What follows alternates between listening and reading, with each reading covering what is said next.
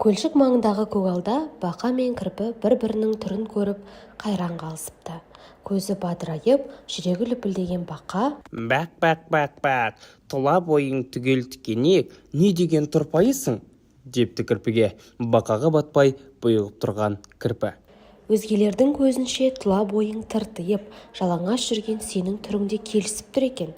Түріңді көргенде денемнің түршіккенін көрсең, деп тікенектерін тікірейтіп, тұмсығын тыжырайтып күліп жіберіпті.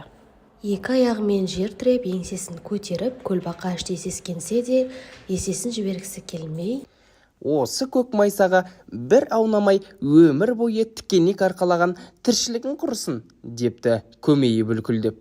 Бұт бұрбайыңды шөпке жырғызып, жалаңаш жүрген сенің тіршілігін құрсын, депті кірпі тікенек арқасын шөгірге үйкеп қойып. Бақа сол тікенек өзіне қадалғандай қаймағып, былай деп бақылдай жөнелтті. Бақ, жан сая деп білгенім, жалғыз ғана көл менің жап-жалаңаш жүргенім, жай мәнісі сол менің жалынайын мен кімге, жан қысылса әрдайым суға дереу сүңгуге жалаң ашпын даптайын. Бақа жайын түсінген кірпі де қыртысы жазылып тіл қатыпты. Бар шыныңды бүкпеген, мен де сенің өзіңдей біреу көрсе бүктелем, өлім-тірім сезілмей домаланған тікенге көзі барлар шулар ма, көне қоймас екемге мен бір жатқан жоңайна, жыланды да жабысып, жылжытпаудың ебосы, қамшыласа алысып, қан болады денесі. Кірпі соны айтып, жылан ұстағандай жиырыла қалыпты.